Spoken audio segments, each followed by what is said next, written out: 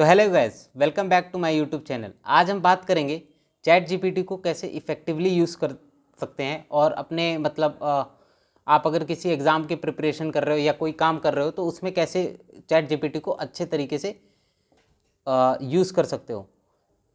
तो सबसे पहले व्हाट इज़ चैट जीपीटी। तो चैट जीपीटी जो है एक एआई टूल है जो कि सैम ऑल्टमैन ने बनाया था, जो कि फाउंडर और फॉर्मर सीईओ हैं ओपन एआई के।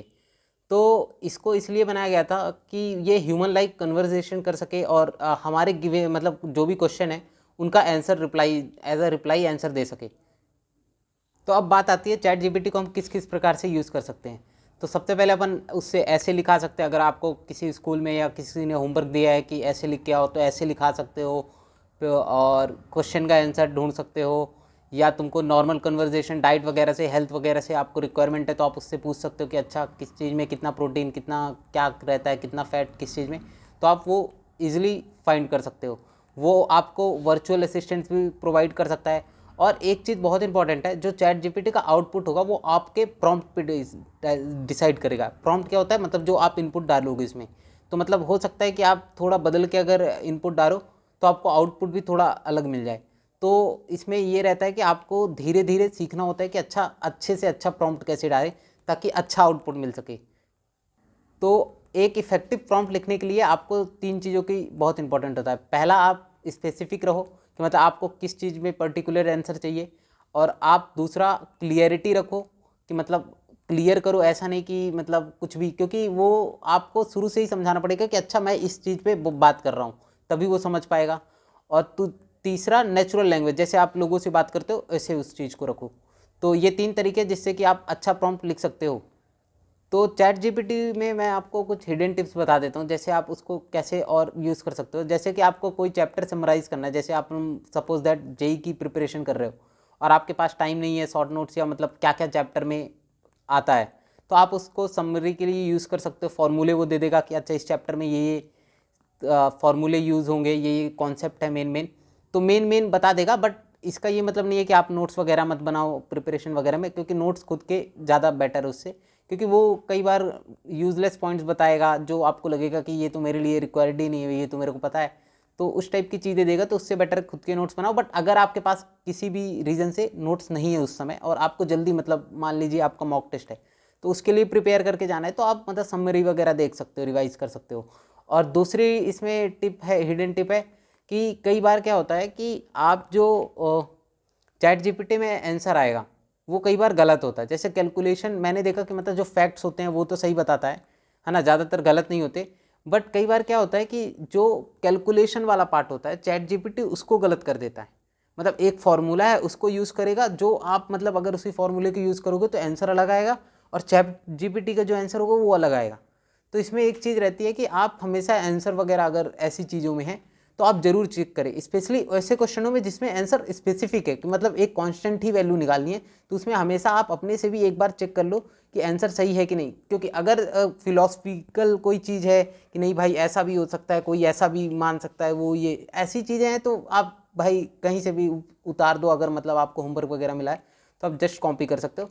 बट अदरवाइज मतलब आंख बंद करके ट्रस्ट मत करना, मतलब बीच में कैलकुलेशन वगैरह एरर हो सकते हैं उसमें।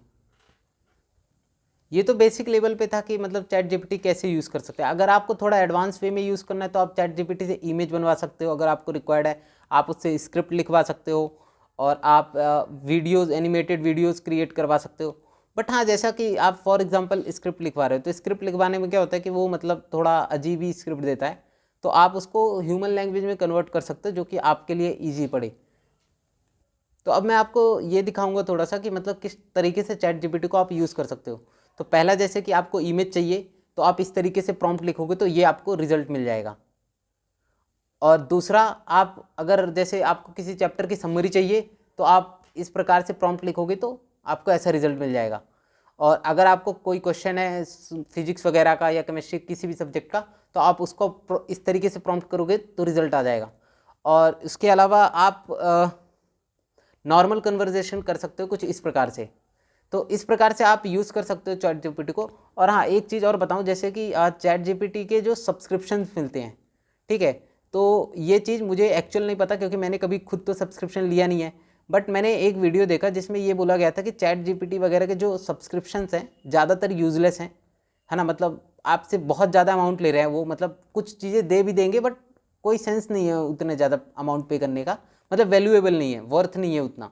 हाँ, अगर आपको ज़रूरत है, आपके पास पैसे हैं लगाने के लिए तो आप लगा सकते हो, बट अगर आप कम इनकम वाले, मतलब कम पैसे हैं आपके पास, तो मतलब सब्सक्रिप्शन वगैरह लेने की कोई ज़रूरत नहीं है।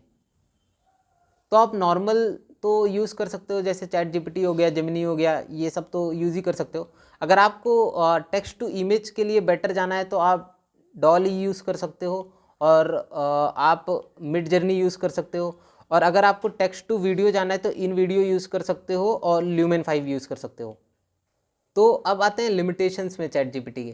तो लिमिटेशंस क्या है कि ये कई बार रियल टाइम पे नहीं होता है, मतलब जैसे मान लो कुछ ऐसा डाटा है कि जो बदल सकता है, मतलब 10-15 मिनट पहले हो सकता है बदल गया हो, तो ये इस चीज़ में मतलब ये नहीं रहता है कि ऐसे जो डाटा है वो हो सकता है ये बदल गए हो और ये गलत बता रहा हो, तो इस चीज़ में आप उसे अच्छे से यूज़ नहीं कर पाओगे।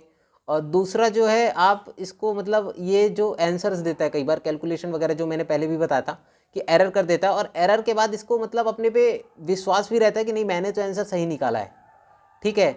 तो ब्लाइंडली ये कॉन्फिडेंट रहता है कि आंसर मैंने सही निकाला है। बट हाँ, एक दो बार आप उसको खुद बोलोगे कि आपने कैलकुलेशन एरर की है, यहाँ पे इतना ये कैलकुलेट ऐसा हुआ है, तो वो खुद सुधार लेगा फिर कि अच्छा मेरी गलती है, मैंने ये गलत किया था, ये ऐसे होगा। तो ठीक है, आप उसको समझा सकते हो कि यहाँ पे कैलकुलेशन एरर है, तो वो अपने आप सुधार लेगा, फीडबैक वगैरह ले लेगा। तो इसलिए आप हमेशा डबल चेक करना अपनी इन्फॉर्मेशन को, है ना, जो भी स्पेशली फैक्ट वगैरह वाली चीज़ें नहीं है। तो अब इस वीडियो में इतना ही था। Thank you guys. और आप लोग कमेंट सेक्शन में ये बताइए कि आप लोग चैट जीपीटी के किस ऐप को किस तरीके से यूज़ कर रहे हैं, ताकि मैं भी जान सकूँ अच्छा इस ऐप को इस तरीके से यूज़ कर सकते हैं। Thank you guys.